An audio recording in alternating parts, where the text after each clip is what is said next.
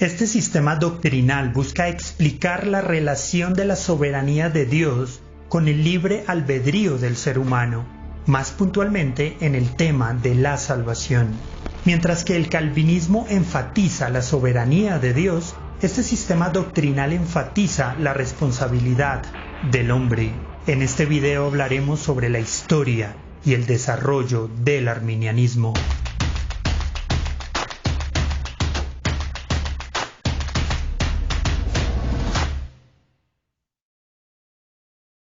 El arminianismo le debe su nombre a Jacobo Arminio, un pastor y teólogo holandés que planteó inquietudes sobre la doctrina de la elección, popular en la Holanda calvinista en la que desarrolló gran parte de su carrera pastoral y académica.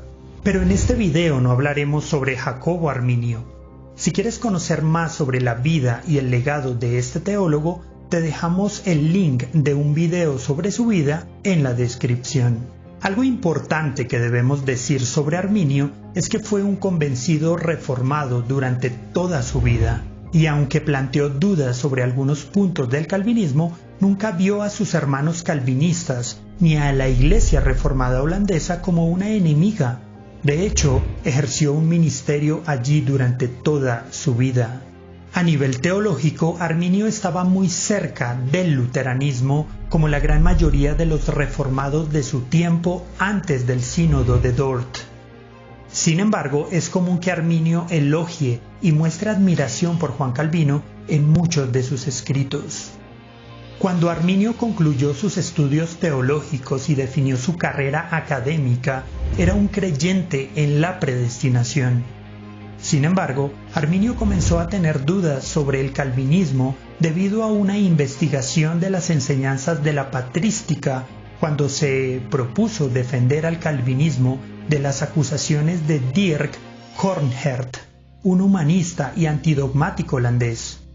A pesar de sus diferencias con el calvinismo, Arminio fue aceptado en la Universidad de Leiden, a donde fue a ocupar un cargo como profesor. Estando allí, conoció a Francisco Gomaro, otro profesor de la universidad. Tanto Gomaro como Arminio creían en la predestinación, pero diferían sobre la mecánica de esta doctrina. El centro de la discusión sobre la predestinación giraba en la pregunta sobre si ésta estaba basada únicamente en la voluntad de Dios, como lo defendía el calvinismo, o en el conocimiento previo de Dios, como más tarde lo defendería el arminianismo.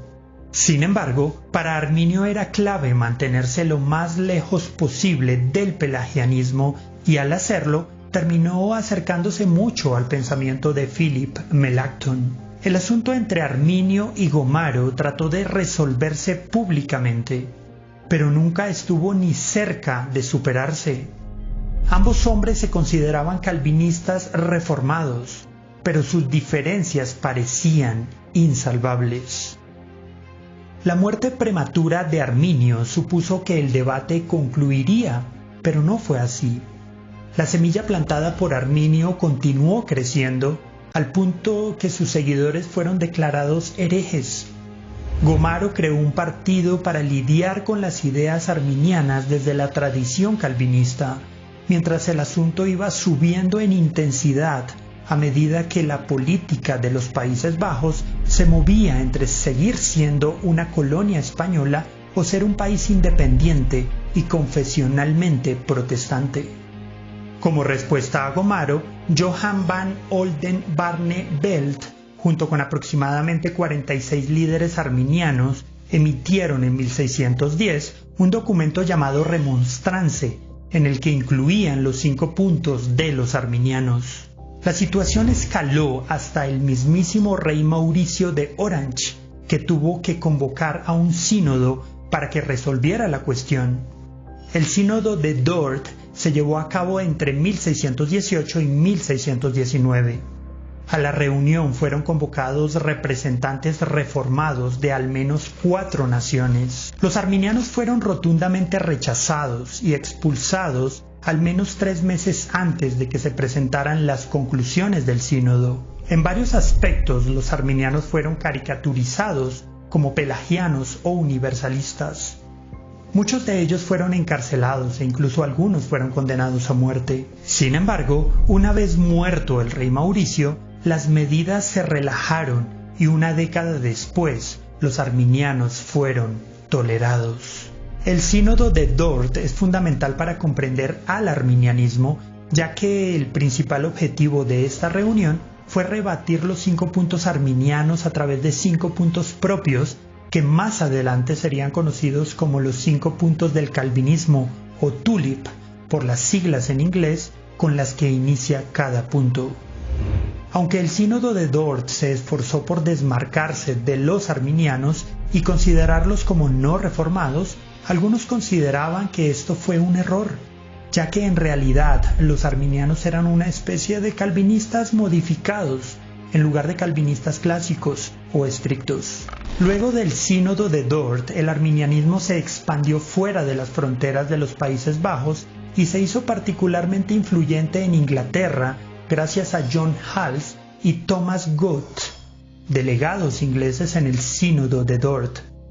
Posteriormente, el hugonote Daniel Tilenus, quien se exiliaría en Inglaterra, también sería una figura clave del arminianismo. Durante la segunda mitad del siglo XVI y todo el siglo XVII, el arminianismo echó raíces entre el clero inglés, especialmente en la Iglesia de Inglaterra y entre los bautistas generales. Una de las figuras clave en el desarrollo del arminianismo fue John Wesley, quien tuvo contacto en sus primeros años con el arminianismo gracias a sus padres. Samuel Wesley, el padre de John, leía autores arminianos como Hugo Grocio, un refugiado arminiano holandés del tiempo de Dort. Wesley sufrió periodos de mucha controversia por defender sus postulados arminianos frente a sus compañeros de ministerio de tendencia calvinista. Una de las diferencias más famosas fue la que surgió con su amigo y compañero metodista George Whitefield, quien era un calvinista convencido. Pero Wesley fue bastante claro en decir que su diferencia más grande con los calvinistas era sobre la predestinación, aunque también tenía algunas diferencias con sus contrapartes reformadas, tales como la definición de la justificación imputada y la extensión de la santificación, si es total o parcial en esta vida. Pero Wesley nunca difirió en la doctrina de la depravación total ni en la dependencia total de la gracia de Dios para la salvación. Con la muerte de Whitefield y de Wesley, el movimiento metodista se dividió entre calvinistas y arminianos, aunque el arminianismo sería mucho más popular, especialmente en los Estados Unidos. Los metodistas calvinistas desaparecerían casi en su totalidad y serían rápidamente absorbidos por las iglesias reformadas. Vale la pena resaltar que el genio organizativo de Wesley, al proveer de una estructura de pastoreo a través de sociedades o grupos de estudio en casa, le dio al metodismo wesleyano una plataforma para crecer y para sostenerse en el tiempo, estructura que los seguidores de Whitefield no tuvieron. Con la muerte de Wesley iniciaría lo que se conoce hoy como el segundo gran despertar. Aunque el primer avivamiento tuvo un carácter calvinista, el segundo tuvo una tendencia arminiana clave, especialmente entre los bautistas generales y los metodistas, ambos arminianos. Una de las claves del crecimiento del arminianismo en Norteamérica fue la naturaleza itinerante de las sociedades metodistas que se expandieron muy rápidamente y que plantaron iglesias de forma natural. Para mediados del siglo XIX, los metodistas y, en menor medida, los bautistas ya eran las denominaciones protestantes de mayor crecimiento en Norteamérica. El segundo gran despertar estaría fuertemente identificado con el movimiento de santidad, que básicamente se dividió en dos corrientes, la rama wesleyana y la rama reformada o no wesleyana, o más conocida como movimiento Keswick. Así, para comienzos del siglo XX, el arminianismo era el sistema doctrinal más popular en los Estados Unidos. Para este tiempo, se favoreció como nunca antes el impulso misionero norteamericano, especialmente a Latinoamérica. Esta es la razón principal por la que el arminianismo es tan popular en América Latina y en gran parte del mundo, en el que el mensaje del Evangelio llegó a lo largo del siglo XX. ¿Pero en qué creen los arminianos? Antes de entrar en el detalle, debemos hacer una aclaración. Esto para tratar de lidiar con la escasa información sobre lo que significa ser arminiano y la gran distancia que tiene este con el pelagianismo y con el semipelagianismo.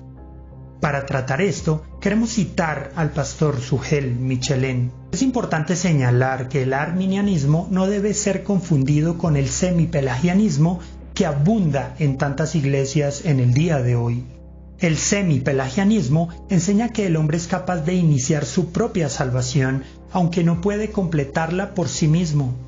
El arminianismo, en cambio, nos dice que el hombre no puede dar el paso inicial hacia la salvación a menos que sea capacitado primero por la gracia irresistible de Dios, pero el paso final es una decisión de la voluntad humana en la que Dios no interviene.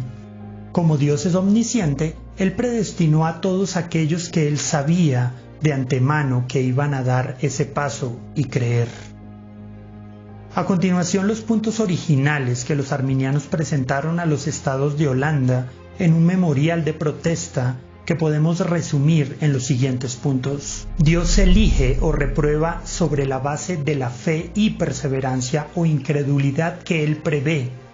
Cristo murió por todos los hombres y por cada hombre, aunque solo los creyentes son salvados. El hombre está tan depravado que la gracia divina es necesaria para la fe o para cualquier otra buena obra.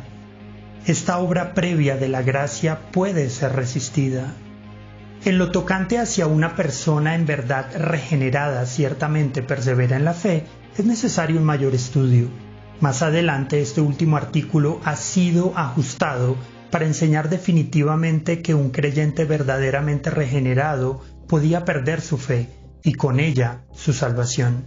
Aunque esta fue la declaración original de los primeros arminianos, a través de la historia muchos de ellos han presentado posiciones alternas a estos puntos y otros de ellos confirman algunos puntos y rechazan otros, o son más moderados y cercanos al calvinismo en algunos puntos particulares, especialmente en el primer y quinto punto del tulip. Por eso, se podría definir dos grandes corrientes históricas del arminianismo. La primera, un arminianismo reformado, muy cercano al pensamiento original de Jacobo Arminio, más parecido al pensamiento arminiano de los tiempos del Sínodo de Dort, confesado principalmente por los bautistas generales, menonitas y otros grupos no wesleyanos, como algunas denominaciones o grupos pentecostales de obra consumada. La segunda, el arminianismo wesleyano, que fue producto de la teología de John Wesley. Este es un arminianismo confesado principalmente por el metodismo wesleyano, por las iglesias del movimiento de santidad y por las denominaciones o grupos pentecostales de santidad. ¿Y tú qué piensas? ¿Crees que el arminianismo en general es mal entendido? ¿Por qué crees que el arminianismo es tan atacado desde otras posturas doctrinales? ¿Cuál crees que es el legado más importante del arminianismo al movimiento evangélico? Déjanos tu opinión en los comentarios, pero también suscríbete y activa la campanita para ver más videos como este.